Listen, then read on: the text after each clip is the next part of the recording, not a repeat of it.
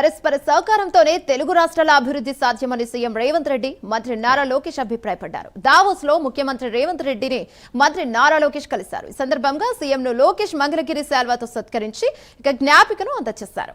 మంత్రి లోకేష్ ను సీఎం సత్కరించారు.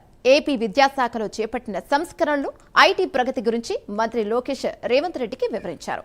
ఏపీ మోడల్ ఆఫ్ ఎడ్యుకేషన్ కోసం తీసుకుంటున్న చర్యలు, వస్తున్న ఫలితాలపై చర్చించారు. ఇక తెలంగాణలో సాగుతున్న అభివృద్ధి, సంక్షేమ పథకాల గురించి రేవంత్ లోకేష్ కు వివరించారు. మేడారం సమ్మక్క సారలమ్మ దేవస్థానంలో చేపట్టిన ఆధునీకరణ పనుల గురించి చెప్పారు. వన దేవతలను దర్శించుకోవాలని లోకేష్ ని రేవంత్ ఆహ్వానించారు.